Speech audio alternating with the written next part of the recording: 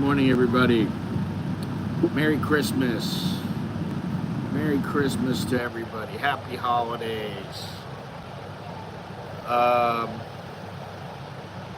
Yeah, Merry Christmas.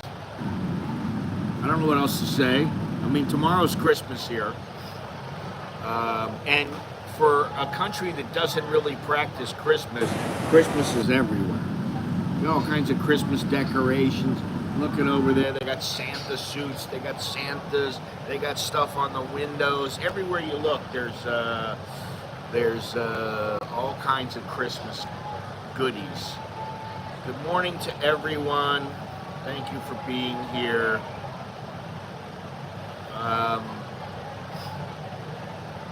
Yeah, I mean, this mall is pretty big.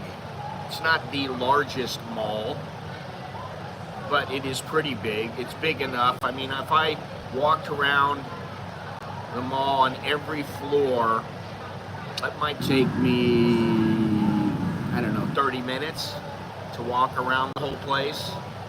If I didn't stop in and, you know, window shop, look in and go shopping somewhere.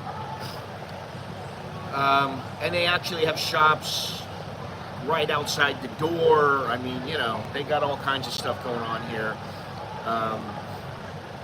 Some people, I mean, listen, I know people from the United States who have come to me and said, oh my God, this is the most incredible mall. And that was before this mall was renovated. Now it's been renovated and it's still being renovated. There are still places opening up here. I mean, Under Armour opened up here, which I'm quite glad about, but I haven't bought anything from there yet. But I'm kind of happy. I mean, maybe I'll buy some shoes, maybe I'll buy some socks. I don't like to have a lot of stuff on my clothes, like advertising, you know, Hugo Boss or Nike, or I just don't like it. I like plain old stuff, you know? That's me, plain. I mean, I've been to the Mall of America, and that was pretty incredible.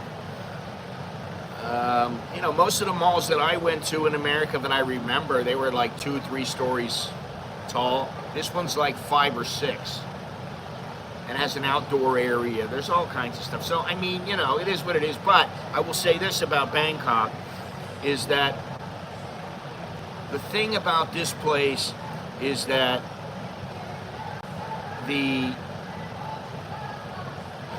there's commercialism everywhere in Bangkok, and that is a huge negative. I mean, really, to me, it's a huge negative. I don't want things being sold to me everywhere I go. Thank you very much there. Appreciate that. All righty, Gilles, way to go. All righty, let's give him a thumbs up, everybody. It's very nice. Very nice. 100 baht. It meets part of the goal there. It's 1/10 of the way there. Now, it's funny that he just gave me 100 baht here, because today we're going to be talking about tipping. And the reason I thought of this is because now I'm seeing all these videos about tipping in America and how it's expected. It's expected of people. And it's expected at the mechanic, at just about, I mean, this one girl said, I'd be really surprised if my doctor didn't start tipping. You know, putting in a place where you can add in a tip.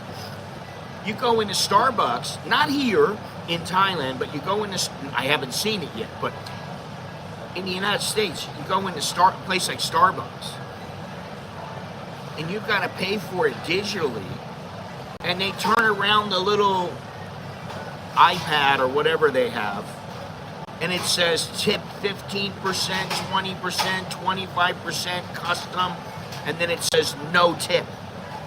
And listen, I'm frugal with my money, but I have no problem tipping anybody. In fact, I didn't tip today, but I tipped yesterday here. I had a dirty coffee. That's what I got today. Good morning, Dowlo. Good morning. I had a dirty coffee, which is 125 baht. Now that is $3 and, I don't know, 15 cents, we'll say. and I gave them 20 baht, which is about 18%. I think, you know, they have a tip box. I think that tip box, my money is the only money in the tip box, because people don't usually tip. Even in coffee shops. Now, in Starbucks, they tend to tip a little bit more. But here, people are not generally tipping very much. I mean, sometimes people will put a tip in. But there's a big difference between the tipping culture in the United States and tipping culture here in Thailand. And man, I'm glad, because I would be getting pissed off. Somebody hands me a burger in McDonald's for $7 or $8, one burger. They hand me my bag with the burger in it, and then they go, would you like to put in a tip? And I'd be like, no, I wouldn't. Sorry. And if you don't like it, tough shit. Now, the problem comes when they start asking for tips in the beginning, before you even get your item. Now, to me, that's just a no-no. And I'm going to get into that in a few minutes, because tipping goes back a long ways. But we're going to explore the cultural and societal differences in tipping, and how it is to tip in the United States and how it is to tip in Thailand. And now there's this thing that's starting to increase. It's called guilt tipping. And this is when the consumer feels pressured to leave a tip. And that he's pressured to leave a tip out of obligation rather than genuine appreciation for the good service. I'm old school. I grew up, you know, in the 70s and 80s. That's when I was in my teens and in my 20s. And I can tell you that the only place you tip was in restaurants. I don't remember coffee shops back in the day being as developed as they are, and you didn't have to tip and all that other kind of stuff. I mean, you know, remember coffee, a long time ago, coffee used to be like 3 bits. That's 3 cents, a nickel. Now, I understand the price of coffee has gone up, but let's face it, in coffee shops, if you pay 100 baht for a coffee, you shouldn't have to pay 50 baht more for a tip. The reason it's, well, let me just continue here. So we're going to explore the origins of tipping and the role that it plays in the service industry, and how it impacts customers and the workers in, not only in the United States, but also in Thailand. So that's what we're going to do. Now, let me give you a little history here. Let me see here if I can find it. Tipping culture has its roots in 17th century Europe, particularly in England. Wealthy patrons would tip servants or service workers as a way to show appreciation for their extra efforts. That doesn't mean because you took a step to hand a bag to somebody that you need to get $5. And I saw this video while I was boning up for this stream. This guy goes up to a big house and he hands a pizza. He hands a pizza to the lady. It's 20 bucks for the pizza. She leaves him $5. And he goes, "Oh, really nice house for a $5 tip." I would be offended. I would be like, hey, come here, man. You need to readjust your thinking, buddy. What the hell do I need? Oh, because this is the job we do and we don't make much money. Wah. So if don't take a job knowing that the sub-minimum wage is $2.13. Don't get into that job. And that will force the employers to pay you more money. And some employers are paying service workers more money because they don't want them to rely on tips, or they don't want to force the customers to tip. But a lot of places, they feel that the tipper needs to augment the salary of their worker. And I have a problem with that. The practice eventually spread to the United States in the 19th century where it became common in industries like hospitality and dining. Interestingly, tipping was controversial in the US, with critics arguing that it created inequality and reinforced class divides. However, it gained widespread acceptance after the Reconstruction era as employers used tipping to justify paying workers, especially Black Americans, lower wages. And this is where we are now. $2.13. And you might not get any tips for that day. Or maybe you'll get $200 in tips. So are you willing to take a chance on a job where you might not make that much money? I'm not. I mean, I don't know. I don't want to work at a job for $2.13 and go, well, I hope people pay me. And you know what? That's what I do now on YouTube, and I don't expect it now. To be honest, I don't expect the money to come, because sometimes it comes, sometimes it doesn't. In the old days, the thing is, in Australia, there is no tipping culture.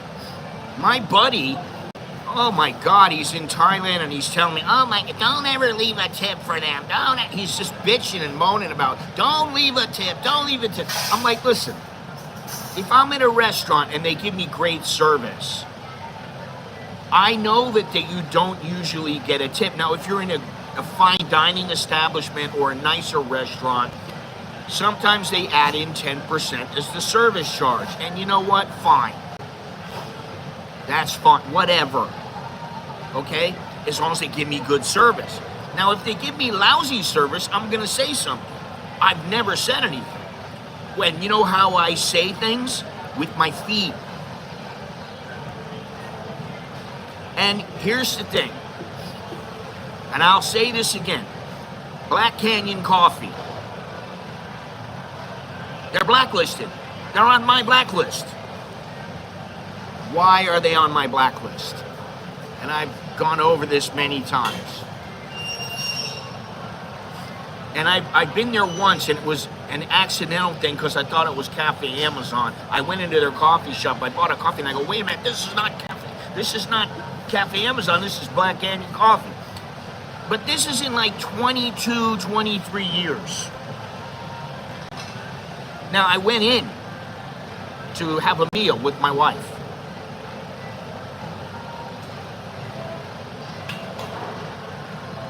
Yeah, I know, but that doesn't mean they're going to make money. You're going to have a bad night very easily. So I'm not someone who's going to go, okay, well, I'll just take $2.13. No, give them the minimum wage. And then give them the tips. Oh, well, then it's going to drive the cost of our goods up. And oh, really? Bullshit. I don't believe it. Anyway, this is here. I go in. It's right here in the mall. I don't know. It's not there anymore, the Black Canyon Coffee. There is a Black Canyon Coffee in the mall somewhere. I don't remember where it is. But the Black Canyon Coffee used to be just right out here. There used to be a bookstore, and then across from there was a walkway, and then across from the bookstore was the Black Canyon Coffee. I go in. I'm with my wife. My wife orders for both of us.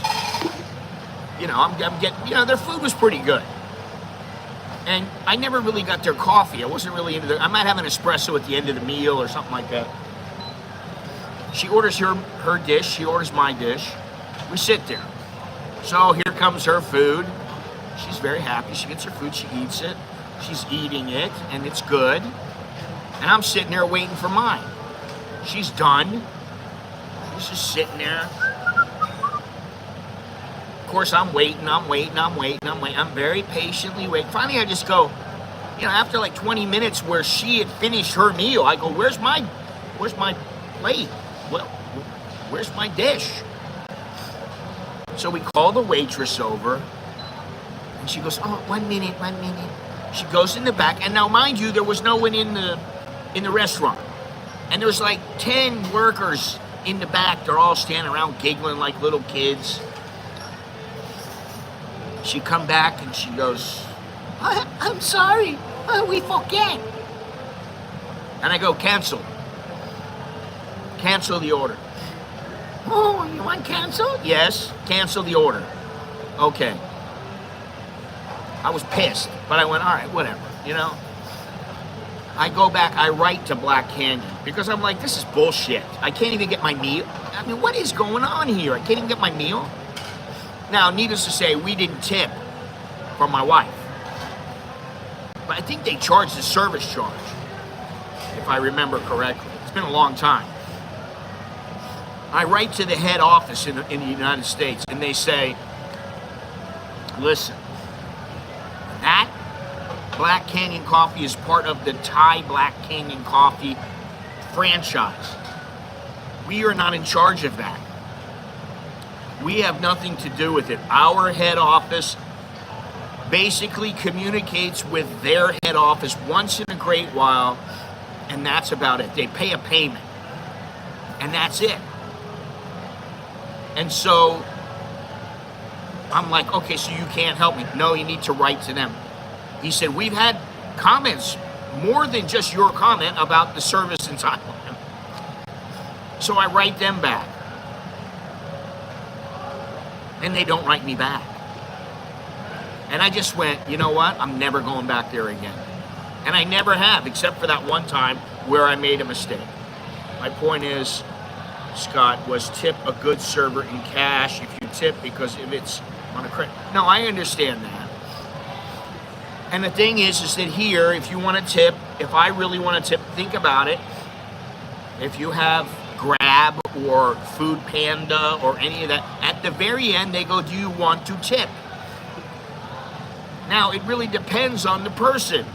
Because if the person is an asshole or he's not friendly, I don't usually want to give a tip.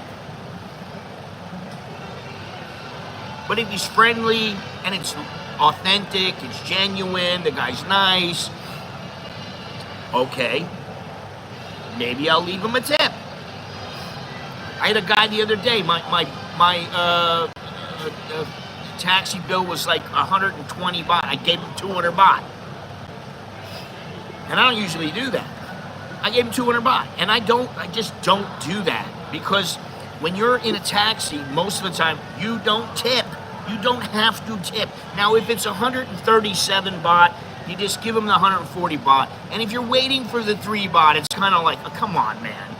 3 baht or it's 139 baht. You don't just go, can I have my 1 baht back? I mean, some people do. But, you know, I don't.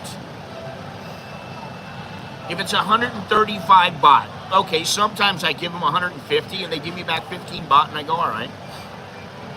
Sometimes I go, all right, I want to see. If they don't go for the money, I go, give me my 15 baht. If they start to go for the money, like they're going to give it back to you, I go, just keep it. No problem, you know, you get your tip. Yes, in America, the wages are quite low for some service workers. Now, here's the thing. For service workers, I can understand they want a tip. Now, expecting a tip is much different than you're gonna get a tip and it might be 10%, it might be 15%, it might be 20%. Some of these people expect 35, 40, 50%.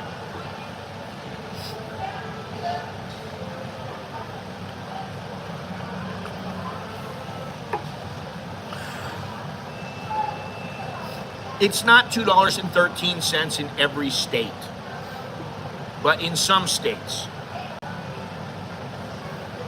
So, you know, you gotta remember that. It's not every state. Tipping has been integral to the service industry, and that's about it. Restaurants and hospitality. If you go up to a valet and it's $2, you might give them 3. If they're carrying up bags for you, I remember it used to be $1 a bag.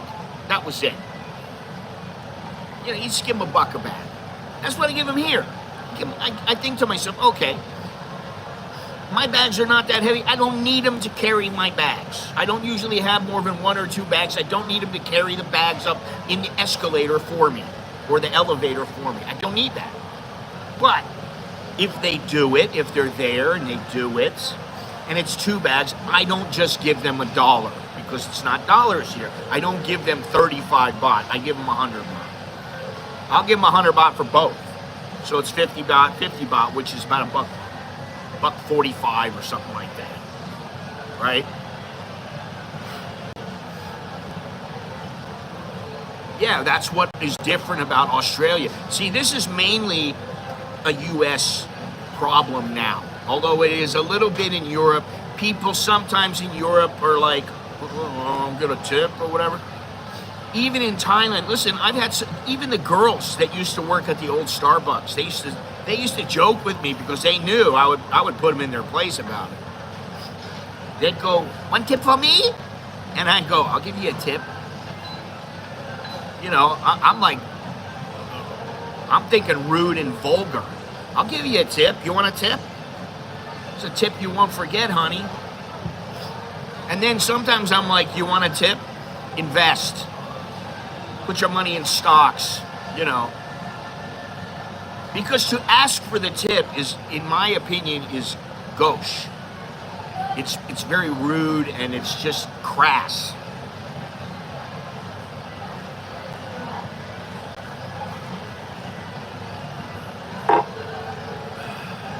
Let's go on here. Tipping is seen as a performance incentive. If they want that money, they're going to do a good job. That's what it's supposed to be. And that's why if I got a server and they did an okay job, I give them 15%, you know, about 15%, and I would round up. So if it's $20, I give them a $3 tip. If it's $22.50, I might give them a $3.50 tip. If they're just average, even not so great, I would give them 15%. If they were really bad, I might give them 10%.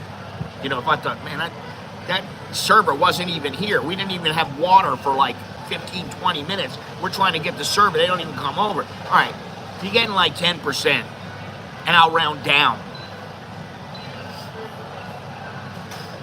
But if they're a good server, I'll give them 20, 25%, whatever I can afford. It really depends. If I'm in a restaurant and it's a $200 a person restaurant and the bill is $600, which I don't go to restaurants like that very often, but I do go to some once in a great while, you know, a 25% tip on $600 is $150. That's a lot to me. But okay, I understand. You know, you got to tip fairly well. So, you know, and I remember it on The Sopranos. There was an episode where the bill was like $1,189 or something, and Christopher had to pay the bill, and Paulie was like, "It's your turn tonight, buddy. You got to pay for everything." And he saw the bill and he goes, "Oh, oh, oh, oh, oh, oh, oh." And so and then Christopher looked at the bill and he's like, "Son of a bitch." He's all pissed off. He's looking in his wallet. He's got like $1,200. So he gives him the $1,200 and he goes, you know, "There you go, buddy." And the guy comes out afterwards and goes, "Was there a problem with the service? Was there a problem with the service? Because, you know, the bill was $1,189 and you only gave me $1,200. That means, you know, you only gave me like 1% and blah, blah, blah, blah." And he goes, "Hey, get the fuck back inside before you know." He ended up shooting the guy. He ended up shooting the guy, which was kind of funny. I mean, you know, as funny goes, but it was funny in the episode. Now listen, these people, they're out of control now. You know, I mean, okay, listen, you go on a boat trip, you gotta tip the crew. It's a must. But it's been that way for years. That is a service, right? You go out on a boat, you tap the you especially if you catch a lot of fish, you tip the captain and you tip the deck crew. So if it costs you, you know, $800 to go out, you might tip the captain $200 and tip the deck crew $100 each. And that's not a huge tip. Now, if you catch a shitload of fish, then maybe you're like, hey, you know what? We caught all kinds of fish. I'm gonna give them, you know, maybe you give them $500 or something. I don't know, but I remember going out on boats, and every time that we went out on boats, we had to tip. When we were in Venice at an overpriced restaurant, the waiters always asked for tips for their terrible food service. That's horrible. And then you just be honest with them. Well, listen, your service sucked. Your service was not very good. You know. There were 3 tiers of gratuity, 15, 20, 25%. And in some places, it's even more. Now, you know, it's supposed to be a performance incentive where it encourages workers to do a good job and provide better service. But, you know, some people, they just think, you know, that it's the norm. Now, Thailand's service industry operates differently. Workers, and this is true, typically earn a stable base salary. They usually have a decent base salary, and tipping is not a necessity for their livelihood. It's a token of appreciation instead of a requirement. Although in some places, but not the majority, in a few places, they actually expect it. Now, I will tell you that when I went to Chiang Mai with my wife, we went on a hike.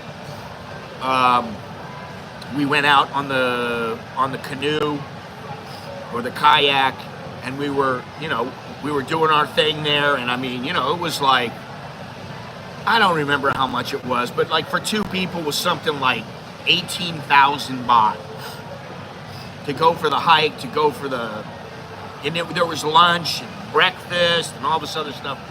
It was like 18,000 baht. So we come back, and my wife is like, I have no idea how much I'm supposed to tip them. And I'm like, listen, don't be cheap, because they'll remember you if you're cheap. Now, a lot of Thais don't tip because it's not part of their culture. It's the foreigners who tip, and then some foreigners will come here and go, oh my God, you don't tip? I mean, listen, I've had people give me shit because I don't tip the taxi drivers, but I do tip them in a sense. It's 139 baht, they get the 1 baht. And I give them 140. You know, if I gave them 150 and they were really genuine and it was 139 baht, I go, I just keep the 11 baht. Doesn't matter. You know, it's not that much where it's going to affect me greatly. If I was tipping all the time, and I'll tell you what, I don't tip people who are on the street, and they're every single day they're in the same place, wherever they may be. Listen, I don't even know who that is. I don't know who you're talking about. Sorry if he passed away, but I don't know who he is. But if they're on the street, you know, you go, listen, I know, you go down to Nana, and right on the corner of Nana Soi 4 and Sukhumvit, many hours out of the day, there is a guy there, he's an amputee. And he sits in his chair, and he just sits out with a little bowl, and he waits for money. That guy's probably making 500 to 1,000 baht a day. Right? And all he does is sit there every single day. I had not seen any new reviews. I don't know who the guy is. I don't know who he is.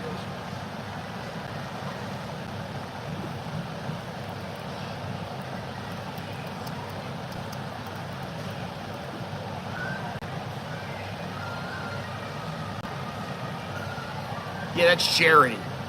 That's charity, exactly.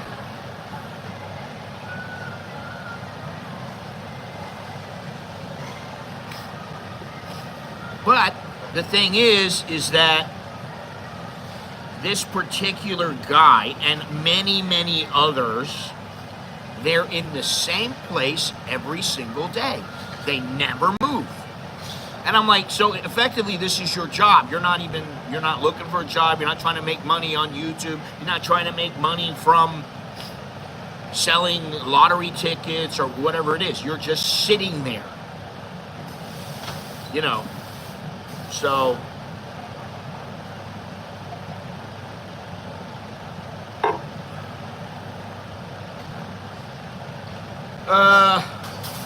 now, some customers might leave a little change at a food stall, such as, you know, if it's 75 baht, my wife would just give him 80 baht, or she'd just give him 75. But she might just give him 80 baht and he'd keep the 5 baht. And I'll tell you what, in a lot of places, a lot of food stalls where you go and pay first, you're not paying afterwards. There's no tips, man. That's just the way it is. If the food is 60 baht, that's what it is. If you go here in the food court, you think people are giving tips? No. There's no tips here in the food court. None. Now you go up to Fuji and they're charging you like 10%. They throw 10% on their bill. So if it's 1,000 baht, you're paying 100 baht tip. That's the way it goes. There is no expectation for a tip here to cover the person's wage or anything like that. I mean, it may help, and you know, it's appreciated by most, but there's no real expectation. Although in the tourist industry, or you know, in tourist areas, there are people that expect tips. I mean, listen, I went out on the boat in Kanom. We're looking for the pink dolphin. Now, we didn't find the pink dolphin, so I'm like, listen, the guy I'm sorry, he didn't come through for us. But I gave him 100 baht for a tip. I gave the captain 100 baht. I gave the other guy 100 baht. Now, if he had found us the pink dolphin and it was really a cool experience, I might have given him 500. You know, or I might have gave him 300. I don't know, but whatever I had in my pocket, you know, I knew I had some money, but it depends. So there are some places that I don't feel guilty about tipping. I don't feel guilty about giving a lower tip. I don't feel guilty at all. And that's the thing. I don't feel guilty about any tipping. Now, I feel guilty if, you know, like, if you're in a hotel and you have a maid coming every day cleaning your room, and she does a great job. She gives you plenty of towels, plenty of water. She makes the bed. Everything is immaculate. To me, the rule is at least 100 baht a day for this lady. So if you're there for a week, you give her 700, maybe you give her 800 or 1,000 baht. You don't have to, but you should, right? But even that is, I don't know, some people might think it's going overboard. Now in the US, the tips are 20 to 30%, and a lot of these tips are guilt tips, and there are places, fast food restaurants asking for tips. It's ridiculous. Here in Thailand, people are at ease. It's not obligatory. You don't, there's none of that. Oh God, I've got a tip again. You don't really feel that. And I mean, listen, if you're going on a trek and the guy's very informative, he takes you on a 4 or 5 hour trek and he's really informative, he really teaches you about where you are, and you know, you have a great time. Maybe it's 3,000 baht. Why not give him 500 baht, you know? Because he ain't making all that much in his salary, I can tell you that much. They're not paying him, you know, top dollar. Even, oh, wow, he really knows about the forest. Listen, there's a lot of guys that know about the forest in Thailand. I hate to tell you. Hey, Jim. My tip is never piss against the wind. Yeah, well, I say things like that too. But, you know, the thing is I don't feel guilty about shit. It's my money. I'm opening my wallet, or I'm making the digital payment, whatever it might be. And if I don't tell me about it. I don't want to hear about it, because usually I'm pretty fair. I try to be really fair. I think about if I was doing that job and I did a shitty job. All right, a little bit. Fine. You get something for being there, for showing up. Now, if I did a great job, I think about that too. What would I give myself? What would I appreciate? I wish I had money to go and, tip people $100 everywhere I went. I just don't. If I'm standing, I ain't tipping. If there's a busker at the night market in some city, I stop to listen. I feel a tip is deserved. They deserve the tip for providing me good entertainment. Yeah, but you didn't ask for that entertainment. So to me, if there's a busker there, if he's really good and I want to stand there and listen to him for 5-10 minutes, whatever it is, yeah, okay, I understand. Then you throw him a tip. But if he's shit, and sometimes they are shit, you get some kids that go out there and they're terrible. And I feel bad. And then I go, why are these kids out there? And the thing is I feel like there's a certain percentage of your money that, okay, you should give it away as an act of charity, as an act to help your fellow man. Okay, I understand that, but it really, I think they need to do something for it. Like, they're providing you with good service. If they're shit, listen, that's the whole thing. People don't have to,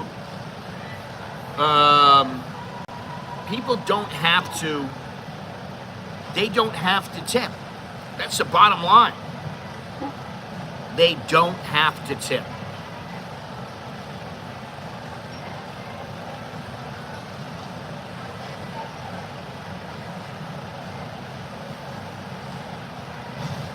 Oh yeah, Mr. Pink, that's right. Was Mr. Pink, what's his name? Steve Buscemi, yeah. Interestingly enough, he was in The Sopranos.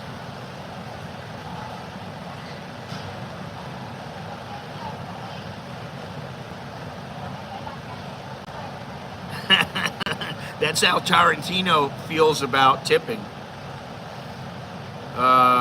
Which is interesting.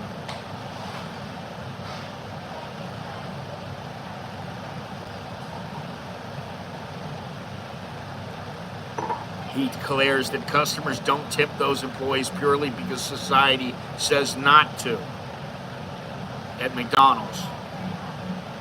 Well, listen, just because someone works at McDonald's, to me, doesn't mean they need a tip. I'm sorry. Why should you give a tip for somebody like that? Know anything about the MST, ETF? No, I don't.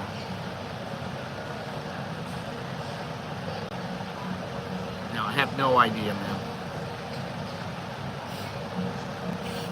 If it's a good thing, then I miss out on it. If it's a bad thing, well, then I don't need to know about it. Stick your money in the S&P 500. That'll do you just right.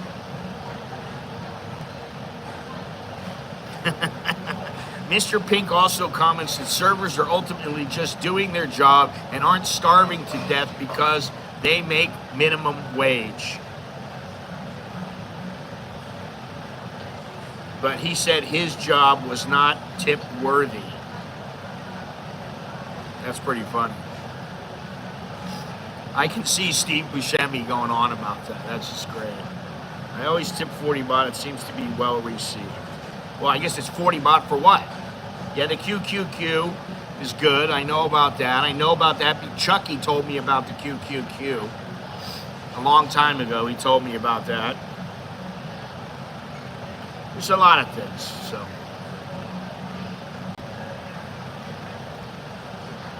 If you're giving 40 baht on a 800 baht bill, then that's not very much. If you're giving 40 baht on a 200 baht bill, well, it's 20%.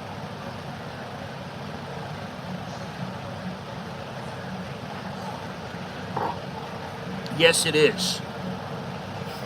In Japan, you don't tip them. I mean, maybe you tip your lady of the evening, I don't know, but you don't tip, you know, people in restaurants and stuff like that. They think it's insulting.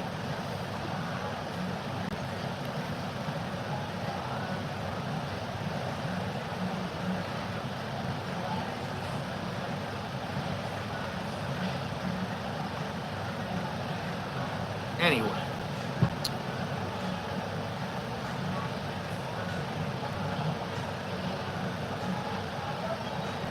Listen, I don't want to talk about fucking financials here, man.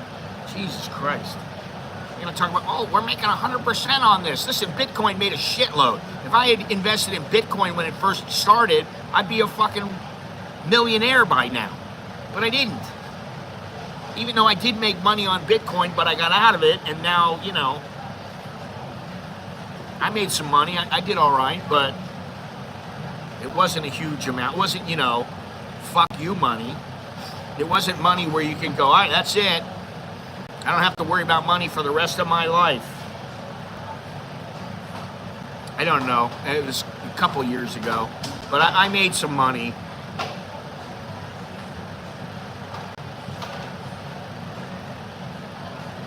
This is not a financial channel, and you're not going to get financial advice here. If you do, it's just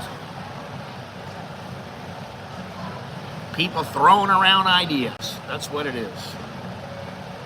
Anecdotal, and hopefully we'll have some good, hopefully these are legitimate, very good, sound investments, but I'm just saying, sometimes, you know. Yeah, but I don't need your tip. That's the thing. I don't need your tip. I'm doing just fine. Good morning, Cyrus. How you doing? Everybody here is an expert. We're all experts. If you bend over and fart into the wind, what happens? I used to tip in Thailand until I discovered many times the waitresses don't go out of the way to be polite most of the time. Like never even introducing themselves like back home. Yes. Okay, Merry Christmas there, Cyrus. Well, I don't know that waitresses need to be ultra polite here and introduce themselves. I mean, sometimes they have name tags on. I mean, listen, I come at coffee shops, I go to the grocery store, they got name tags on. And sometimes I look at, you know, sometimes I look at their name tags, sometimes I don't. But I don't feel like they got to introduce themselves, whether it's the grocery or coffee shop or a restaurant. They don't have to introduce themselves. I'm paying off the swamp in Florida.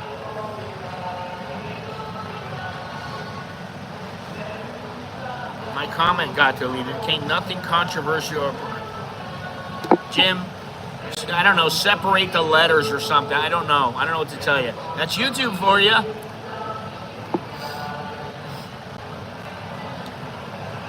Well, that's another thing. Now, my friend used to be a bartender, and he told me, he said, listen, you want good drinks? Tip well. You want shitty drinks? Don't tip.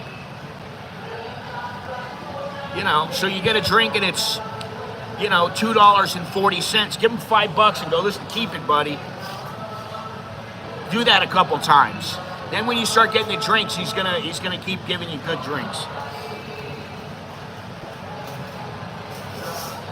Or just give him a 20 and go, listen, this is for you, buddy. And then all night long, he should be giving you good drinks. But I don't really drink that much. Although tomorrow I think I'm going out with the wife and we're gonna go with one of her friends from work. And I think we may tip a few back. I don't know. I know what she'll do. Because I'm not really I don't really like drinking a lot of beer, but I will drink tequila. And I think the last time I drank tequila was with her, and I had about 6 or 7 of them. She had like 3, and she was smashed. So maybe tomorrow night we'll go out and have a little bit of tequila and you know, maybe I'll spend a little dough on some tequila. I don't know.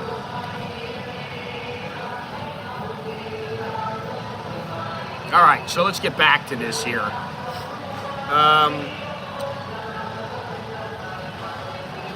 Now, obviously, this shows that there's a wide gap between not only the US and Thailand, but the US and much of the other world, because a lot of places, they just don't expect a tip.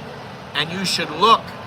There is a website somewhere, I don't remember what the hell it's called, but it's a website that tells you what is expected of you with regards to tipping. And it will tell you, okay, when you take a taxi, you don't need to tip.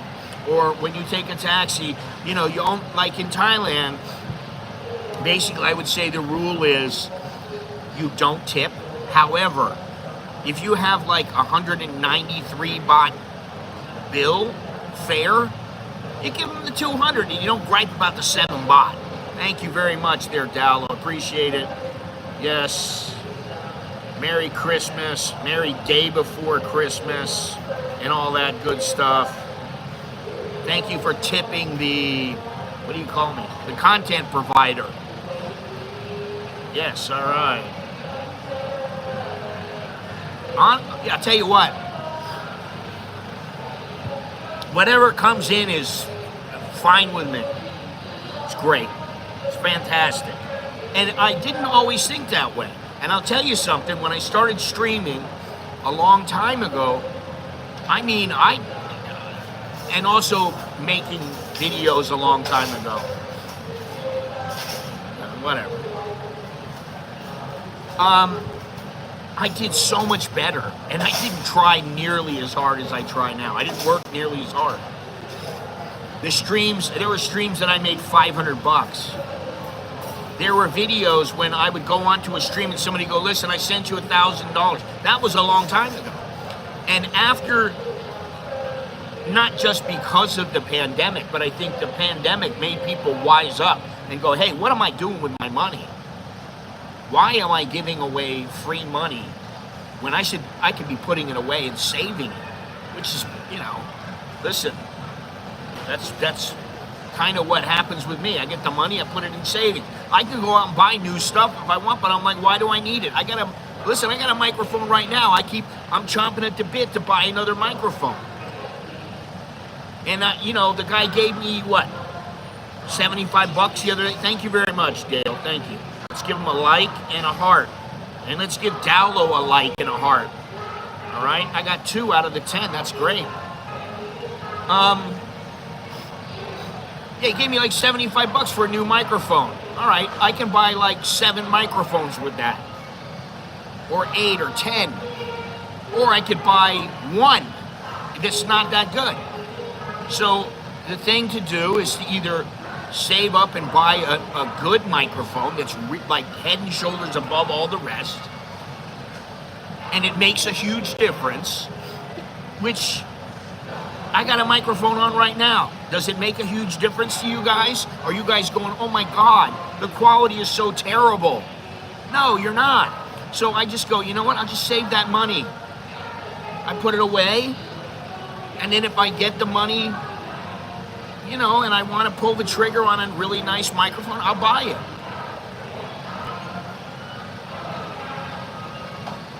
I was going to buy a GoPro 13.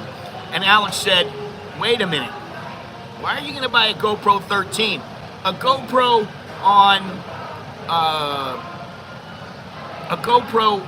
is the quality of your phone is almost as good as your GoPro.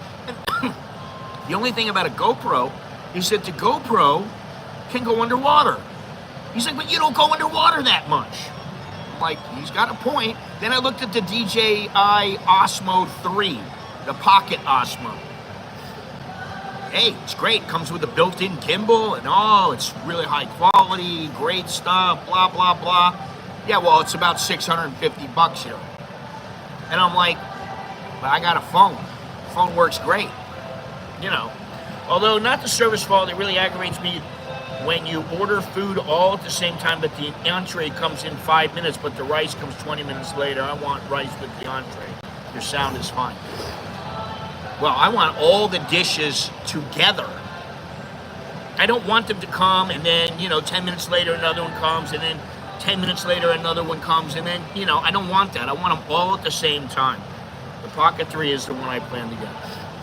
Well, the only thing about that is it's not waterproof, but the quality is very good. And although DJI is made in China, the quality is good. I mean, I got two DJI gimbals, and I thought about getting the mics, but I'm like, no, I don't want to get a mic because I don't think that they're the best mics that you can get, because you can't put a lav mic into them, and I don't know. I just wait. Oh, good. Dowlo's got 9. Dale's got 7. Let me see something. Oh, well, it's not popping up right now.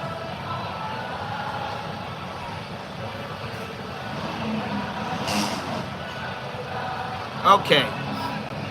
Now, tipping in certain professions, like medical practitioners, veterinarian, whatever, that's considered inappropriate and unnecessary, because there are some ethical concerns, there's potential conflicts of interest, and the expectation of professional service that you're receiving is compensated by your payment.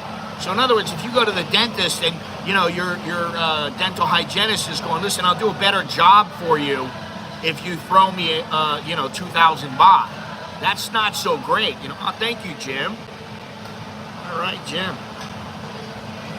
Jim, throwing me the tip. Yeah, thank you. Merry Christmas to you also. Choke me. Appreciate it. And let's give Jim a like. And yeah, no GoPros. They are not great overall, especially, low light, I know they're bad.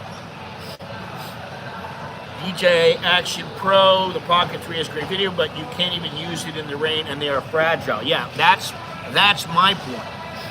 I like the fact that it's relatively small, but I like small and durable.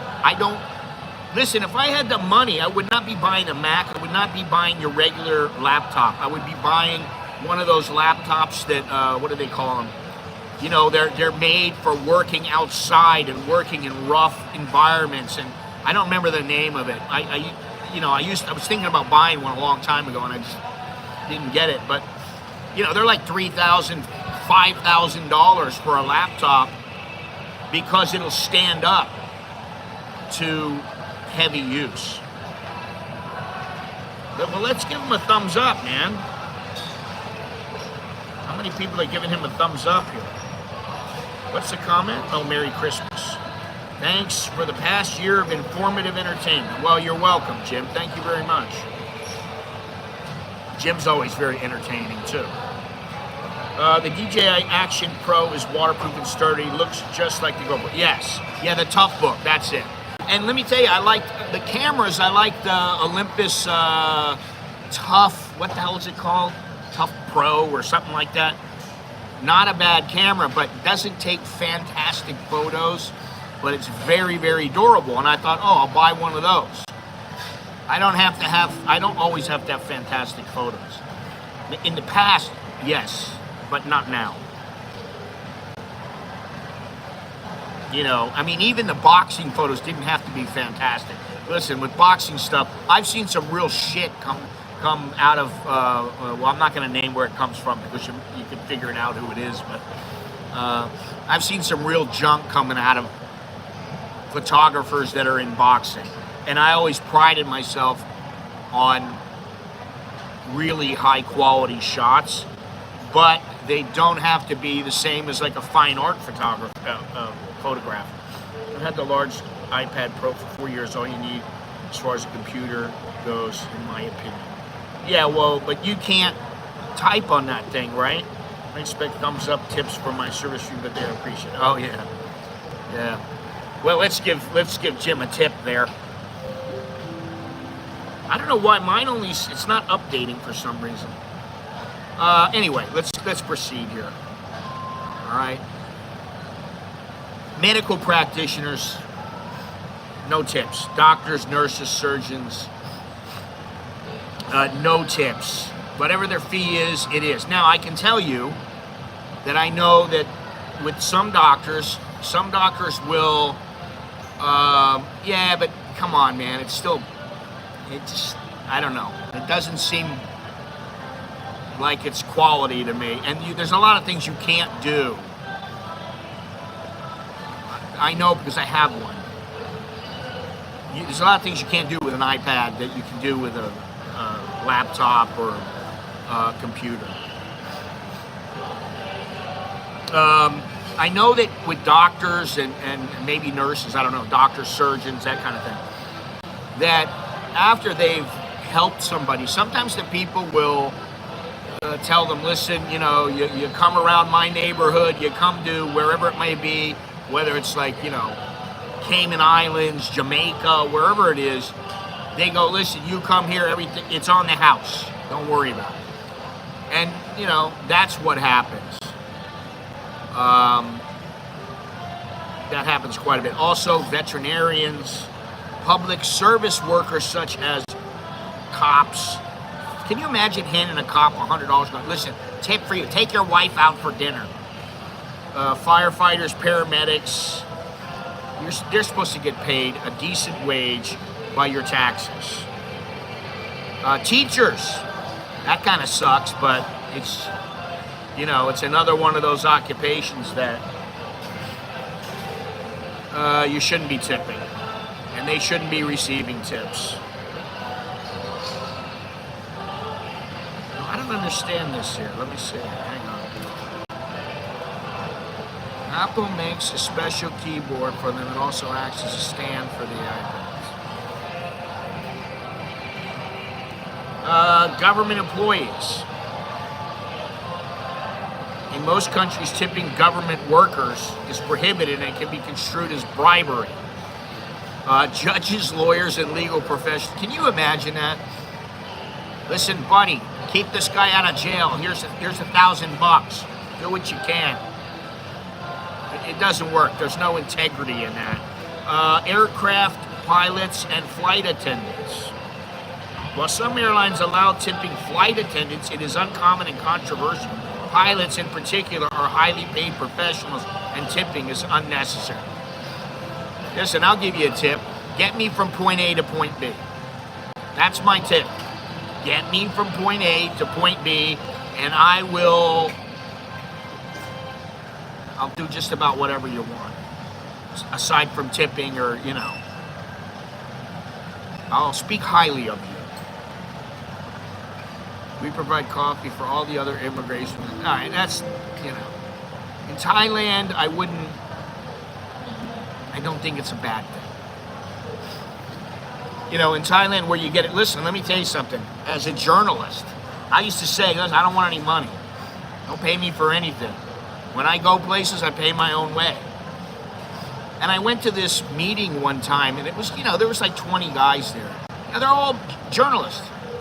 And there was an envelope sitting at every single person's, sitting in front of them at every person's place setting. And at the end, I go, what the fuck is this, you know? And I look, and there's like 2,000 baht in there. And I go, why are they giving me this? And then somebody told me, oh, that's for your gas. That's for your travel expenses. And I went, oh, that's how it works here. And that was the only money I ever took. Because I was like, who am I supposed to give this back to? I wasn't even sure who gave it to me. You know, I was like, I mean, I kind of knew, but I was like, eh. I didn't want to make a big stink about it, you know. All right, what's going on with this thing here? Let me see here.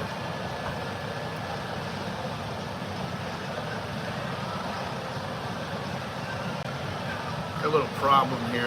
There we go. Now it's popping up. I get my information again. Wow, so let's see here. I've hit how many so far? Let me see. Oh. Let me see how many I did. I think 3 I've got on my goals. Some of the mom and pop places we eat or buy refuse to take a tip. My wife reckons it's insulting to them. Yeah, 3 out of 10. That's not bad. Other grateful taking. Yeah, there are certain places that, you know, they just, you know, that they set the price. I was going to go to a place in Chinatown. I'm going to go probably in the next month or so. It's not real expensive or anything, but it's a place I want to go in Chinatown. Maybe I'll film it. Maybe I won't. I don't know. And you know, it's like maybe 200-300 baht. Oh, thank you, Robert.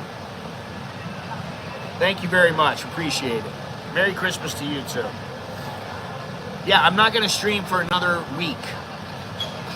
Today's what, Tuesday? Next Tuesday I will stream again. So, I'm taking a week off. Yeah, some places they just don't, you know, it is what it is, and that's the place that I want to go to is one of those places. I want to go to this place, and it's not very much money, and it's progressed a little from what it used to be, but I want to go to this place. I really want to go there, and you know, I'm trying to save the BS YouTube fees. Well, that's true. Yeah, you want to save the BS YouTube fees. CASHAPP is the best. Zelle is great. Wise is great internationally. Wise is fantastic. Because if you get some Wise funds, then there's, you know, I mean, you have to pay a fee, but you know, it can be packaged with other money that I have coming through, and then you don't pay that much. I mean, the fee is relatively small, so that's good. But the CASHAPP is 0. There is no fee. Well, there is a fee, but it's peanuts is what it is. They all have fees. They all charge you, but they gotta make money, you know. So, but YouTube, Jesus Christ, they're funding their you know, $1 million locations around the multi-million locations around the world. I think they have one in Japan. You know, it's worth millions. And they say, oh, well, we don't make money as Google. That's what they used to say. I don't know if they're saying that now. But they used to say we don't make any money. I'm like, you don't make any money because you're spending all this money to buy all these other places, and you just write it off. So, oh, we don't make a profit. Sorry. We paid everybody, but we don't make a profit. I don't know. You know, whatever. Last time I renewed my visa, they were shorts of pens with applicants having to share pens. I stopped by my stationery place and bought a box of 100 pens. They were ecstatic. Were they all blue? They had blue ink? I'm trying to say, oh, did you hear what the leper said to the prostitute? You can keep the tip. Okay. Good one, I guess. Hey, listen, do me a favor. You don't want to donate, you don't want to contribute, you don't want to tip. Okay, fine. Smash the like button, please. Subscribe if you haven't done so. Do so. And I hope you have a Merry Christmas. I really do, you know, whatever it is. Happy holiday. If you don't practice Christmas, happy holiday to you. Now, I think we're going out tomorrow, and I don't really want to go. To be honest, I don't want to go out. And I'll tell you what, I asked my wife, I said, listen, I know of a place or two that I want to go in the next couple of weeks. And I will go there. But where do you want to go, honey? Where would you like to go? Just me and you for 2-3 nights. She said, you know, to be honest, I don't want to go anywhere. I just want to stay at home. That's how she is now. She doesn't want to go anywhere. She likes staying at home. She said, well, we can go to the South. And I'm like, we're going to go to the South? We were just there a couple months ago. We got to go back for it. You know. All the best, Scott, to you and Bo and the boys. Thank you for all the streams throughout this year. Well, you're welcome. You're very welcome. I've been saying I'm going to cut back on the streams, and I am. I'm going to cut back to 1 or 2 streams a week. Probably 2 in the beginning, and then later on 1, because there are some things that I want to do that I want to have the time to do it. And the problem with streams, the great thing about streams is you don't generally have to edit them. I don't usually edit many of the streams. That's great, right? What was that thing that I saw in the news here? But the other thing is that you have to be there all the time. It's a live, it's live, so you can't get around it. All right, what was I going to tell you guys? I forgot about this. This is something that I needed to, let's see here. Now, already in the Pattaya Mail, they're talking about balancing tourism and the quality of life. Is Pattaya overcrowded for tourists? That's because they're almost at 40 million people this year. I personally think they're going to get to 50 million in the next year or 2. What does that mean for these places where the tourists are going? They all want to go to Phuket. They want to go to Pattaya. Yay, sleeping, man. He's still here, but he's leaving. I think he's leaving in about 3 weeks. He just sent me a message yesterday. I think it's 3 weeks. I thought he was leaving in February, but he's leaving in, I think, either January 17th or the 21st. I don't remember. He's always sleeping. He stays up really late and then doesn't wake up until 11 or 12 o'clock.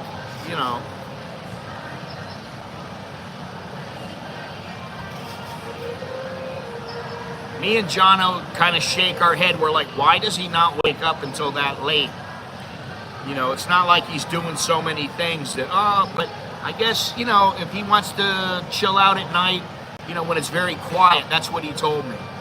He said he likes the evening, the late evening. And I understand this because it's quiet. People are not out. There's not a lot of noise. And so it's kind of relaxing. What time do you usually wake up? I woke up at 4 today. I don't know what it is, man. The older I get, I wake up at 4. Maybe if I'm lucky, I wake up at 5 o'clock. It's cool in Thailand now, so that's not an issue. No, I was going to tell you guys. Actually, I forgot all about it. Let's see here. Exchange rate, 34.22, which I'll take. Air quality is dog shit, 163. That's really bad. Temperature, 73. High of 89, low of 70. And the feel like temperature is 75 degrees. Humidity is 70%. So, a low of 70. The low has been as low as 65, 66 degrees. This week is going to be partly cloudy. So, the weather is really nice now. We don't even need our air conditioner really at night, which I like turning on because I like it to be a little nippy. And my wife's always like, turn it off, it's freezing. And I'm always like, oh, come on.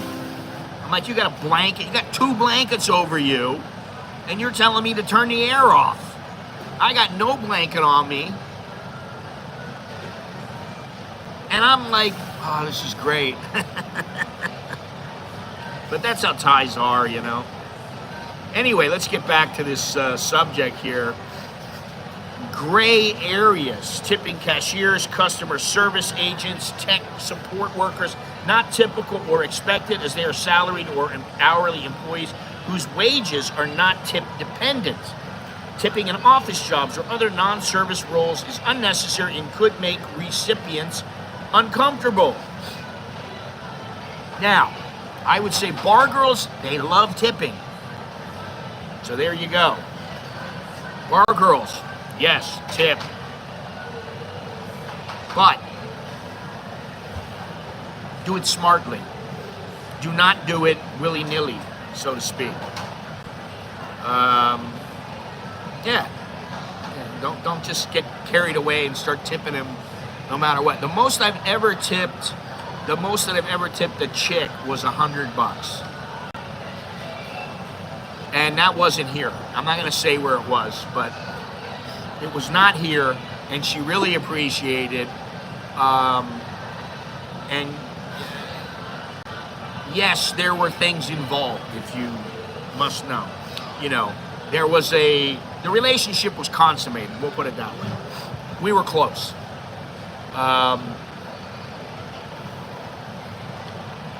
So, what happens when you get confronted with that screen that says 15, 20, 25, 35%?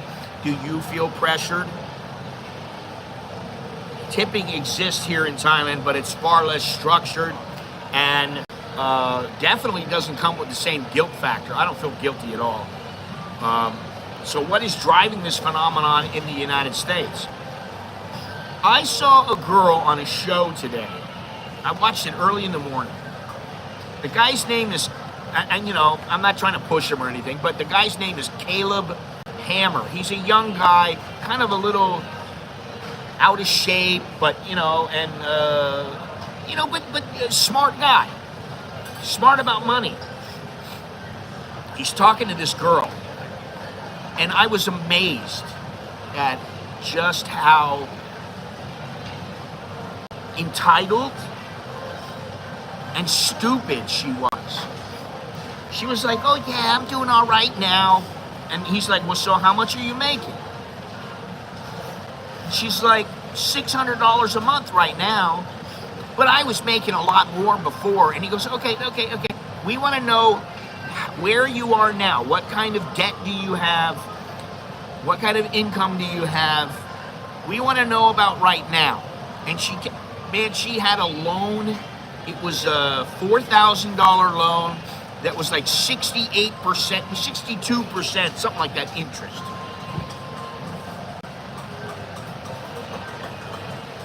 And then she's on Amazon buying Amazon. She's like, I have a problem with Amazon. And he's like, shaking his head. She's got like $22,000 in debt to one place. She owes her brother like $3,500. And I'm like, how do you get in this predicament to where you owe everybody and your mother and you're making dog shit? $600 a month? I mean, come on. That's like what a 15-year-old might make, and he's living at home. And he's building up his lawn mowing business or something like that. Oh my God, I mean, fantastic. It was a stream. I think it was a stream. I don't know, but it was an hour and a half long, and I watched every goddamn minute of it. Because this girl she had a nose ring. She had a nose ring. She looked, I mean, listen, she wasn't a bad looking girl.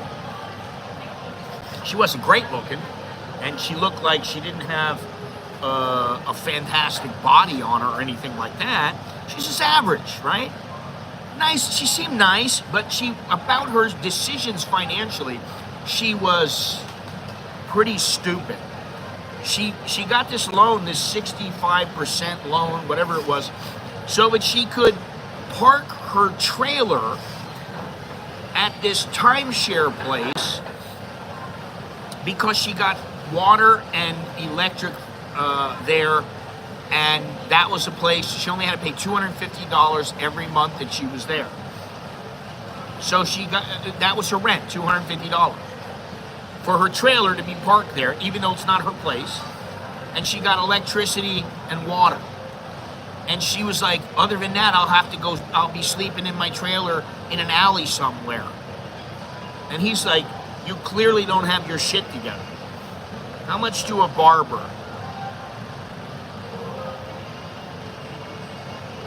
You gotta get your teeth done again, Jim? I got to get mine done, but I'm waiting for a few things to go through. To a barber, it depends. Listen, nowadays, you know, I told you about how here in Thailand, the barber, it used to be 30 baht, 50 baht. And then for a long time, it was 70 baht. And I mean, that was 70 baht to get your hair cut or shaved, whatever. And also a shave. I went to one place, they'd give me a shave and a haircut for 70 baht. I was like, this is great. I love this. It's fantastic.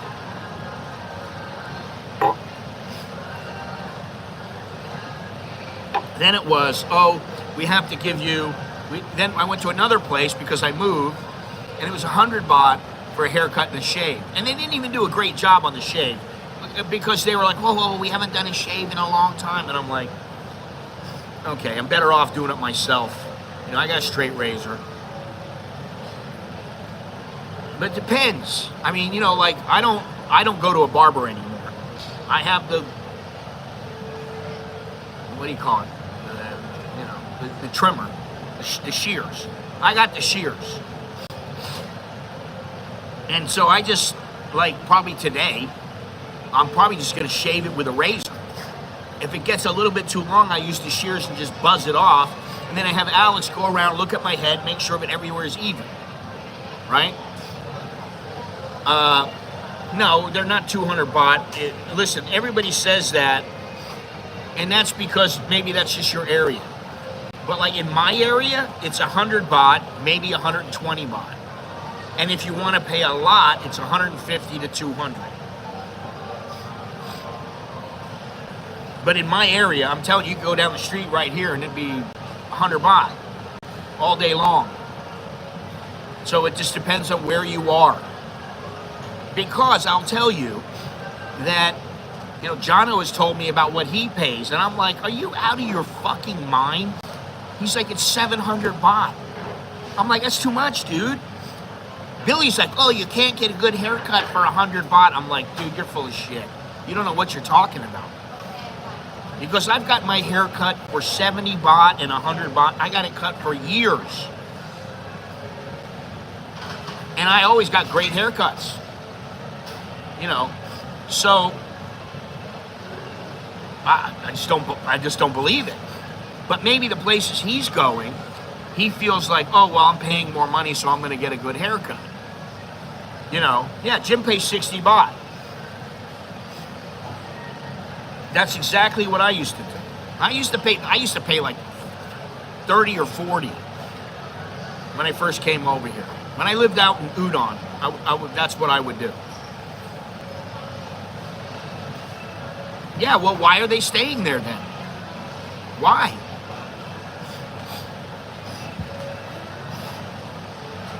That's what I go, why are you staying here? Oh, it's near the SkyTrain. Well, you can stay near the SkyTrain. I'm near the SkyTrain. Nope. And he would tip probably 300 baht. Now, I wouldn't tip that. I'd just give him 100. I'd be like, here you go, 100 baht. But I'm not paying 700 baht to get this haircut. There's no way. I don't pay at all now. I mean, I don't have enough hair anymore. I mean, really, it seems to me that I'm losing my hair, but when my hair does grow in, if I let it go for another 2-3 days, you would start to see gray hair in my hair. And if I let my beard grow, my whole beard is almost gray. It's almost all gray. So I'm like, fuck that. I'll look like an old man. I'll look really old. It's not what I want. But there are places, anywhere from about 100 to 200 baht, all over the city, that you can find. And, you know, whatever you want to pay. It's up to you. And if you want to pay, you know, 200 baht, then maybe you give the guy 100 baht for a tip. I mean, that's what I would do. But, you know, even when I went in and it was 100 baht, maybe I'd give him 50 baht. I'm like, you get a 50% freaking tip. You know, I don't feel like I have to give him a 100% tip. Yeah, you see, you're saying 350 to 400. Where I live, it's 180 baht. 180 baht an hour. No one is complaining why one has to stay. near Aso, Prompong, or Anu. Well, I don't think there's anything wrong with those places other than the prices are higher. And if you want to pay those prices, that's fine. Listen, I go over to the W all the time. I go over there, I see the guys, and you know, prices are higher there. You know, I mean, that's just the way that it is. Food is more expensive. You want to buy a burger, you're gonna pay 300-400 baht. By the time you get out of there, it's gonna be 300-400 baht with a drink. I get a burger here, it's about, 200 baht, 250 baht. I always tip on a massage. That's service. If they give me even if they give me a shitty massage, if they gave me a shitty massage and it was 360 baht, I give them 400 baht. That's for a shitty massage. If they gave me a decent massage, I'd give them 500 or 600. If it was great, I'd give them 600. If I walked out of there going, oh my God, I feel so great. Actually, I need to get a manicure and a pedicure and my feet scrubbed. And that's about 1,000 baht. I'll give them 200 baht tip. I feel like a fool this morning. I went out to a bar in Saigon to celebrate the holidays with some bar girls last night, and it's spending all of the $100 I brought with me last night. $100 ain't that much, man. I hate to tell you. Now you tell me you spent 1,000, that's a bit different. I went out to some G clubs a long time ago, a couple of years ago. I don't know, 8-9 years ago. Went out to a G club with maybe 4 or 5 guys, and we spent $3,000. I didn't spend it. My boss did. 7 years ago, I had a young lady charge me $200 to wash and scalp massage. I couldn't come here due to the Ducati illness. When I returned, she was no longer there. Yeah, that's the way it goes. People move along in their lives and they go their own way, and you don't know what a G club is? It's a place where they have dancers, and you go in and you usually pay a membership fee, which can be maybe $1,100-1,200 or maybe $3,000, and then you get a certain amount of bottles, you get a certain amount of mixers, so that when you go in there all the time, you have all your drinks, and then all you do is you pay for the ladies when they sit with you, or if you want to get something special or you want to get one of them a drink, then you got to pay for that. Yeah, I used to go to them. I wouldn't say I went all the time, but I probably went 2 to 4 times a month, depending. For years, I went. I don't really say much about it because I didn't really want to go, because all I would do was go there with my buddies and we'd sit there and talk for a couple of hours, and we would drink, and there were girls there and all that kind of stuff.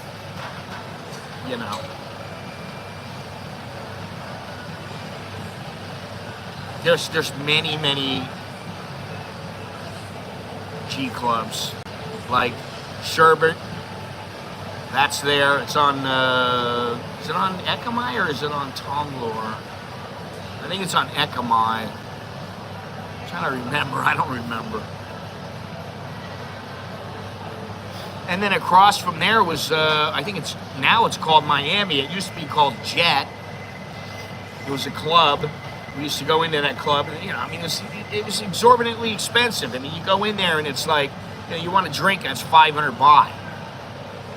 And I was like, this place is like Singapore. It's like, Jesus Christ. And now Singapore, I don't even know what the prices are, but it was expensive. I mean, you have a couple of drinks, you buy a girl a drink there, and you walk out of it, you're like, I blew $100. That's what I mean. $100 is not that much. In fact, it's not much at all. $100 doesn't get you much. A bar fine and a drink. Maybe that's 2,500. A couple of drinks and a bar fine, it might be, 3,000 baht. You get out of there, it's a couple thousand. So you're almost at $100 right there, and you haven't done shit. buy a what do you call it? A bucket of ping pong balls, something like that. You know, you could easily spend a bundle in any of these places. It's all up to you. Yeah, that's another one. There, like I said, there's all kinds of them. I haven't gone there in many, many years. And I used to go for the business part of it. That was what it was. We would take people out. We would go there. We would have drinks. And, you know, we'd laugh and joke. And we'd look at the girls. And, you know, it was fun. It was fun while it lasted. I'm glad I did it. I'm glad I went through that. But I don't want to do it anymore. And I don't really feel like going to any of these. I don't want to go to Patty and go into all the bars. And I've done that with the guys. I've done that many times, and you know, several times just in Patio. And you know, it doesn't really do anything for me because I don't give a shit about the girls. You know, I don't care about them. You know.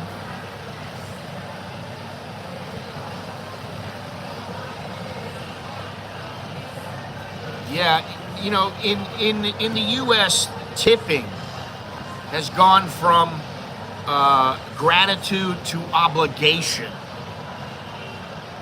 and it's kind of out of hand now. You're tipping for your coffee, you're tipping for your takeout, you're tipping for your Uber, and even services where maybe they're just handing you a bag. And these digital payment services, I think what they do is a place like Square, which has a lot of these terminals. Square makes you, it's almost mandatory. I don't think it is mandatory, but I think it's kind of mandatory. They put it on, and then they get a percentage of whatever you're bringing in. So if you're bringing in more because of the tips, then they're getting more. You know, and to do it out of guilt is just wrong. And, you know, that's the thing. I don't feel guilty. I don't have a problem saying no. Listen, I went online the other day to look at an insurance policy because I saw something on TV. It was US TV. My wife goes, "Why don't you get that?" And I already knew I don't want to get this. But I said, you know what, I'll look. See what they got to offer. I go on, they're asking my name, they're asking my phone number, they're asking everything. And it gets down to it and it says, how many units do you want? One unit is $9.95. And I go, well, what the hell's a unit? How much money is it? That's all I'm caring about. I don't care about how many units it is. I care about how much money it is. Is it $100,000? Is it $25,000? Because there's a big difference. So it doesn't tell me, and all right, I go a little bit further, and it says you have to put in your credit card number. Don't worry about it. We're not going to charge you right now, but once your application is approved, you'll be charged. And I went, no, I'm not going to do that. Why am I going to do that? So I just closed the window and I just left. I'm sleeping. And I get a phone call on my phone through my app, through my Magic Jack app, because I have a number through it. I get a call, and I go, who is this? Now I know sometimes it's just spam. I go, all right, let me answer it. I answer it. Hi, if you're interested in, and I go, it's the insurance company. I go, son of a bitch. I hang it up. About 5 minutes later, I get another call. It's the insurance company. I go, son of a bitch. My wife goes, why don't you just block the call? I go, well, you're the one who told me to look into it. So then another 5-10 minutes goes by, I get another call. And I went, that's it. I blocked the phone number. And now they haven't, they can't get to me. And they sent me a message through my email saying, oh, we need this and we need that. And I'm like, you know what, fuck off. That's why I hate insurance companies. You know what your best insurance company is? Put money in the bank. Save your money. If I was to give one tip to somebody young, listen to me now. Do it right away. Put as much money as you can away from the time you're in what you start earning until you're, say, 30 years old. Try to save up $100,000. And don't ever touch that money. Just let it sit there and build up more and more and more and more. Just do that. I wish I would have done that. I'd be a lot wealthier. I'd be much, much richer. I wish I would have known that.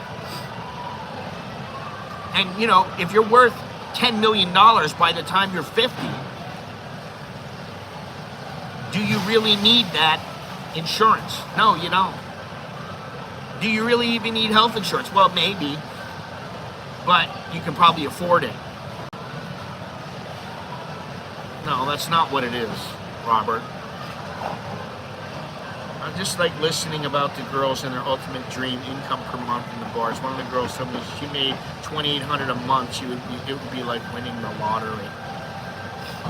You give these girls way too much credit, man. I don't give a shit what they think. Honestly, why do I give a fuck what they think? I mean, I'm just being honest with you. What do I care about what they think?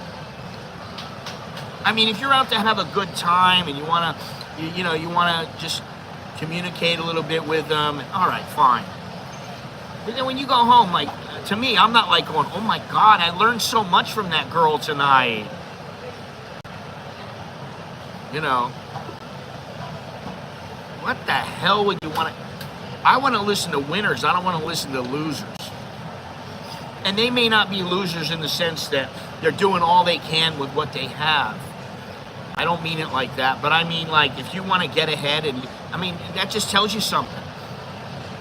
It just tells you something. $2,800 a month, that's their, you know, oh my God, I've made it in life now. Maybe they should think about that and then think about, if I had $2,800, how would I make more money? You know, I mean, I don't mean to be hard on them, because, I mean, everybody has their own place and they find their way and they do what they can, and you got to survive.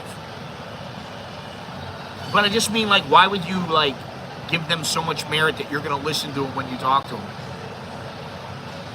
I mean, listen, if she told me, you know, I really like to do this when I give a BJ, okay, then I'm going to listen. You know, maybe I'll listen, I don't know, you know, it depends. I guess it depends on what she looks like.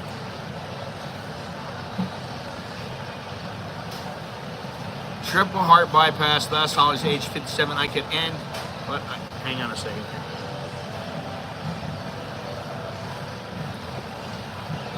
End it all this life, so enjoy life a little longer this way and don't save so much money. It's up to you, man. I understand that, you know, you want to enjoy your life, but if you're 27, I would think you need to save more. You don't need to save less. You know, if you want to try to make a life for yourself where you don't have to rely on going to work every day. And listen, you know, you can say what you want about me. I don't care. You can say, oh, he doesn't have any money, he's cash poor, he's this, he's that, whatever. I don't give a fuck. The bottom line is, I wanted to move here when I was 32. And I've been here 30 years. So in my book, I've made it. Right? I made the transition. I have a pretty good life. If I want to go places, I go. You know, our needs are met. What more is there? I mean, you know, if I had $5 million in the bank, how would I feel versus now? I feel like, oh wow, I got a lot more money to work with. Who wouldn't want 5 million, 10 million, 50 million, you know? Yeah, that's the thing. You never know how long you're going to live. And so that's what I thought when I didn't think I was going to live to be 30. To be honest, I thought I was just out of control. I was doing things, there was no way.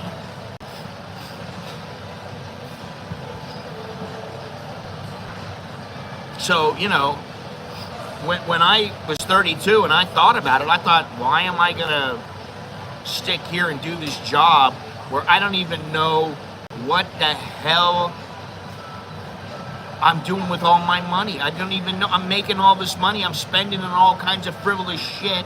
I'm going out to expensive restaurants. I'm spending a couple $100. I'm spending $100 on champagne and $150 bottles of tequila and shit like this. I'm like, what am I doing this for?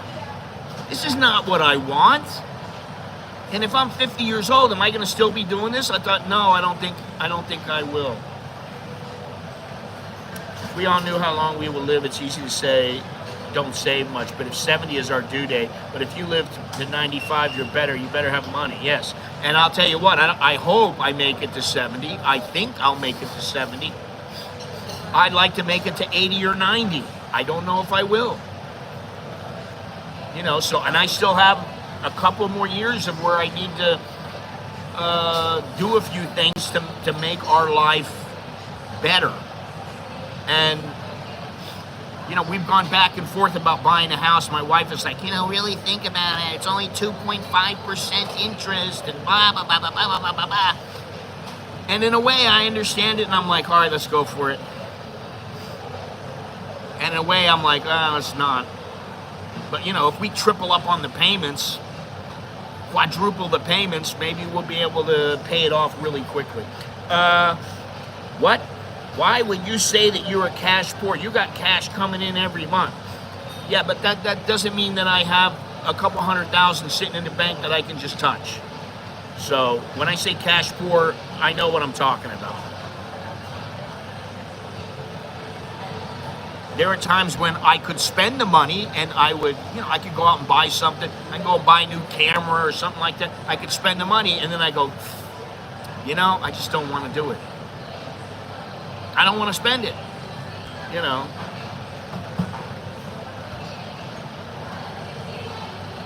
Frolic Wynocton. Merry Christmas to you too. Did you ever smoke cigarettes? No. Southeast Asia is really easy to understand. Make your big money in America, EU, Singapore, Australia, then bring the money to Southeast Asia and to live. Yeah, well, that's not so much the case anymore, but it's still kind of the case, but it is morphing over now, and people are making their money in Hong Kong or China or Singapore or wherever, even in Thailand. My parents both died at 78, so if I had to guess, I'd say 78 is likely my limit. Yeah, that sounds like a good guess. I would hope to surpass that. My parents have lived past that, and I'm hoping they live another 10 years. That'll put them in their 90s. And then I would be like, okay, I hope I live to be that, you know, 95 or whatever it is. Hey guys, smash the like button, please. You know, we've had a lot of people in today, and not many thumbs up for what we've had in. And if you're not subscribed already, please subscribe. I don't know what happened. I think yesterday YouTube went through and deleted a lot of the accounts. You know, sometimes there's accounts that are just fake accounts, blank accounts, whatever, duplicates or whatever, and then maybe they've never logged back into those accounts again or something like that. But I got like 40 accounts deleted. I had like, I don't know how many. I had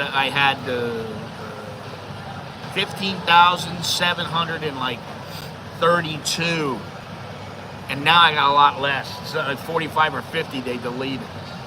I don't know why they do that, but I guess, you know, maybe it frees up space on their servers.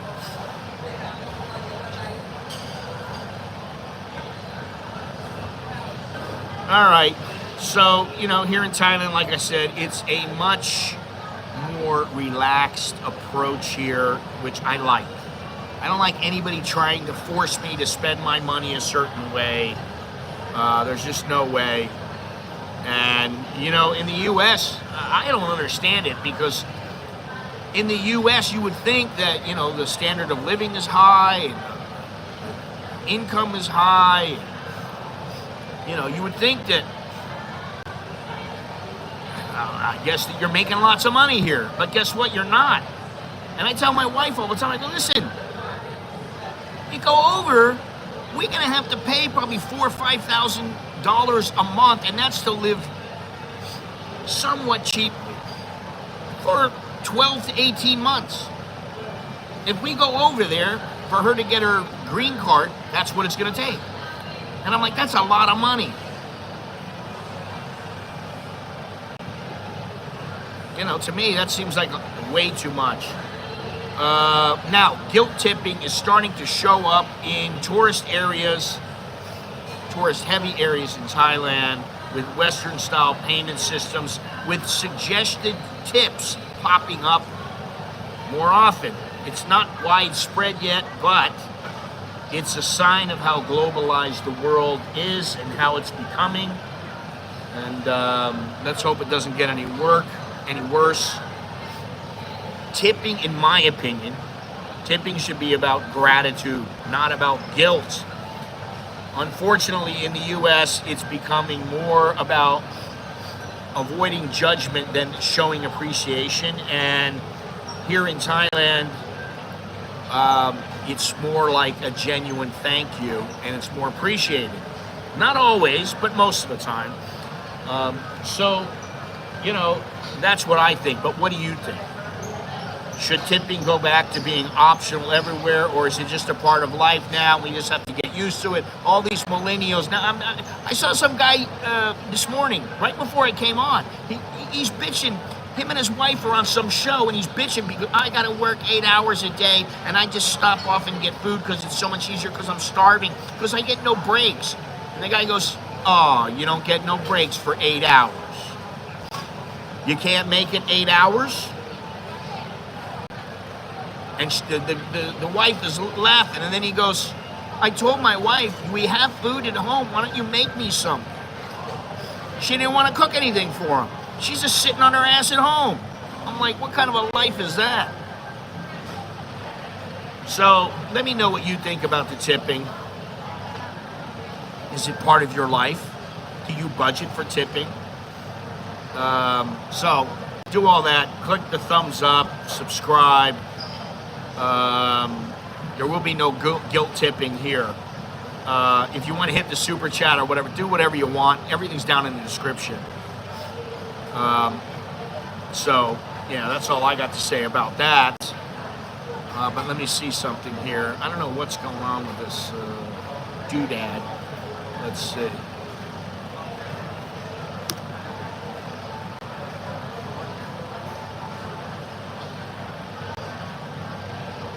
What time is it now?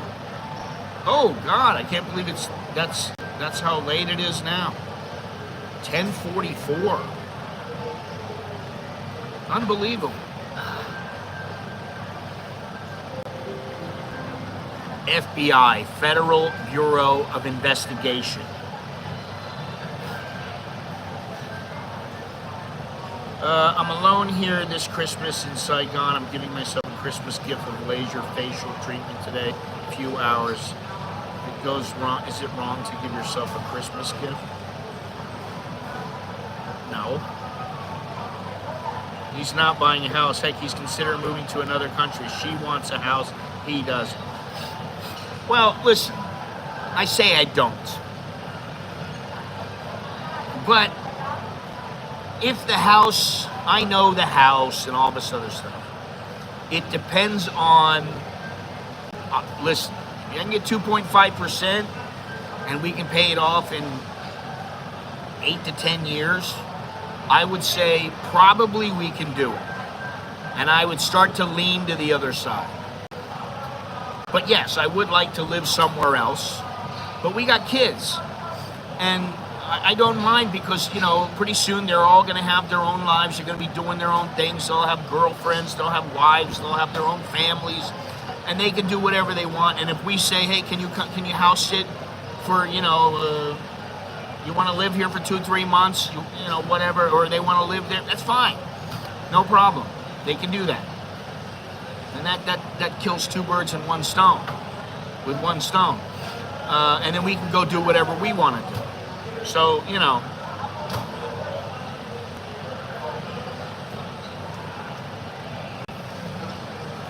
they're still asking because they're looking for it. Well, my wife already told them no, and they gave us a better offer. So, about 500,000 baht better. So, And the interest is still the same, so I don't know, maybe. We'll see. You know, I don't really care. When she told me how much the payment's $25,000. And I go, yeah, but we have to double up or triple up on that. But if it's only $25,000, that's not bad. That's not bad at all. So, anyway, thank you for hanging out with me today. 'Twas the day before Christmas. Let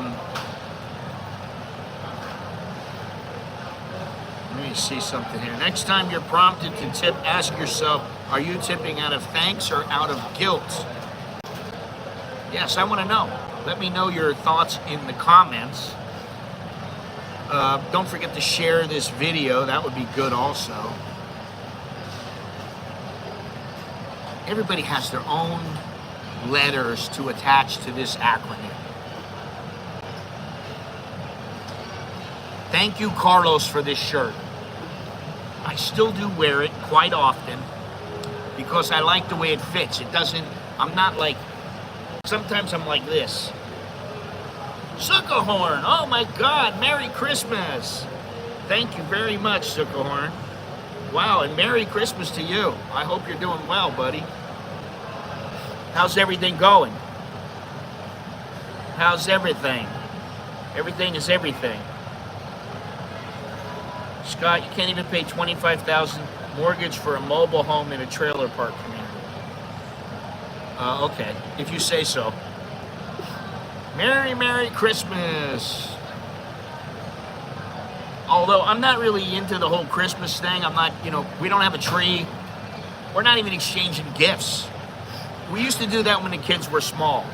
And we just stopped because they don't really expect it. When was the last time you were on YouTube, Suckerhorn? Was it with Archie or has it been a while or what?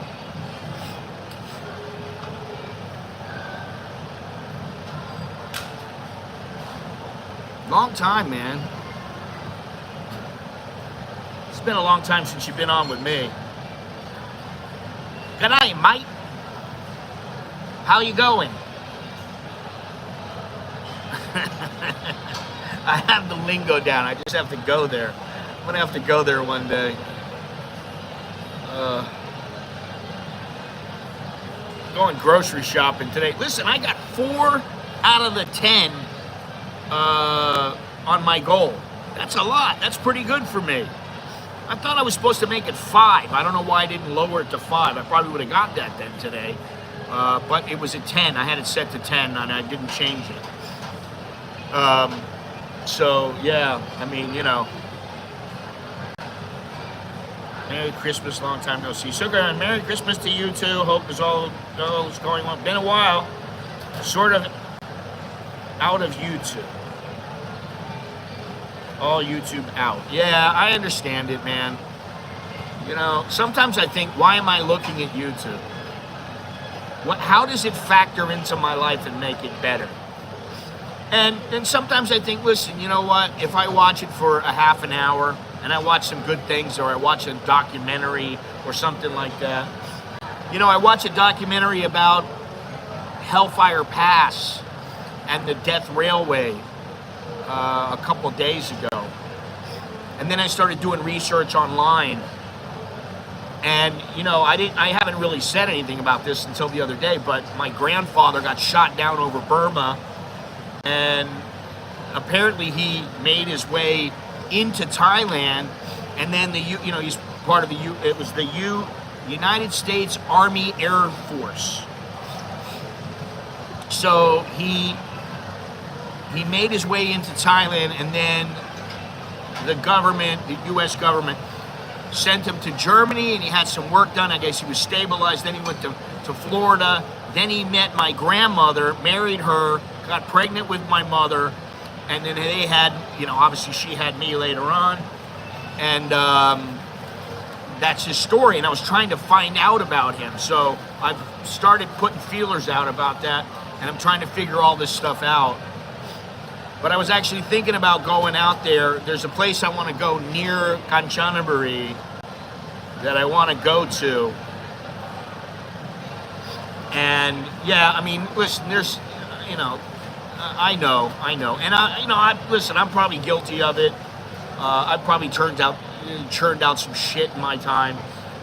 I try not to, but I try to come up with subjects that make you think a little bit. But at the end of the day, like, after how many years of YouTube? I don't know how many years YouTube has been on, like 15, 20, something like that.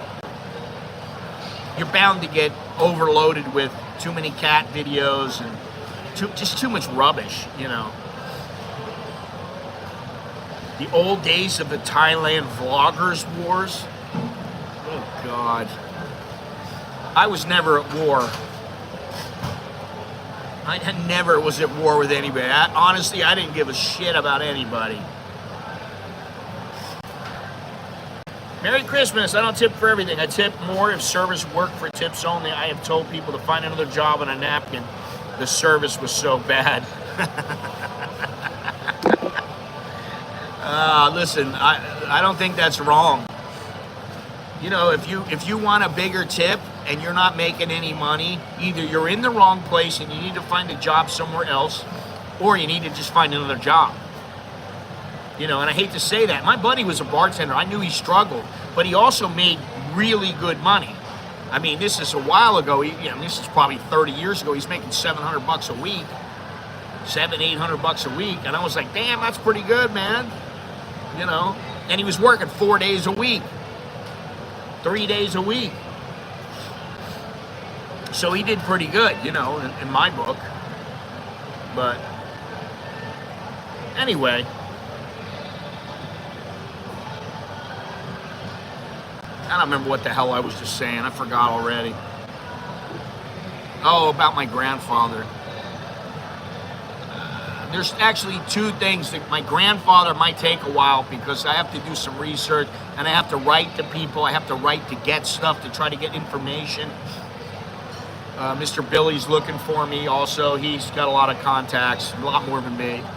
And so that'll take a while, but I'd like to get some info on that and then go trace where he was in Myanmar and try to follow his path all the way back. I don't know how I can do that. Maybe I could find somebody that was, well, that'd be a long time ago. If he was 17, it's 2016, 74. That'd be somebody have to be about 98 years old for me to get information from them. So that chance is pretty slim.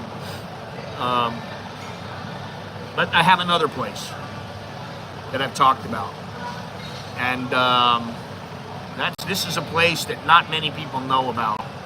So hopefully I get to go there. Anyway, Merry Christmas, everybody. I appreciate. This is the second to last stream for 2025. So in case you can't make the next one, which is next Tuesday, thank you for being part of the stream. Sugarhorn, thanks a lot. I appreciate it. Let me see something here. Dowlo, thank you. Dale, thank you. And Jim, also, thank you. Really appreciate it. And thank you to everybody for just joining me. And, you know, listen, I may not always get along with you, or I may think you're full of shit or whatever it is, but it is what it is, man. I'm not like, I don't hate on anybody. I'm not like, I don't have to think that because we disagree, you know, that you're a dumb fuck. Although I might, but I don't always think that. And, you know, it's Christmas time. Now's the time to have a good time, relax, and just do your thing, enjoy your family. Don't be depressed. If you get depressed, talk to somebody. And if you can, join my stream on New Year's, what is it? The day before New Year's. Feliz Navidad y prospero año felicidad. Yes. How do you do this? Let me see something here. Oh, it doesn't happen. Shit, I can't get the Christmas tree. Oh, here we go. There we go. Shit. Oh. There we go. Here's another one. And we'll put this one up too. There we go. The day before New Year's is New Year's ever. It's supposedly New Year's Eve, but if you're in the daytime, it's not the eve, it's the day. So New Year's Eve day. I guess that's what it would be.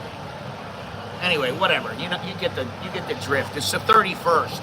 So I'm taking a week off. I don't know if I'm going anywhere or what I'm doing or what, I don't know. But thank you once again, and until next time, I'm Scott. I'm an American in Bangkok. I'm not doing anything. I'm not going anywhere. I'm not getting wasted. I'm not going out, getting plastered. I'm not doing anything. Most of the time, I barely stay awake until 12 o'clock. Sometimes I fall asleep 9, 10 o'clock, and I don't wake up in time for the New Year's Eve celebration. And you know, for me to go out tomorrow is a big deal. They do on New Year's Eve. Merry Christmas, Happy New Year, and all that good stuff. And I will talk to you all later. I gotta go. All right, I will talk to you later. Choke D, jerk and mine. That's good luck, and see you later. Time to go.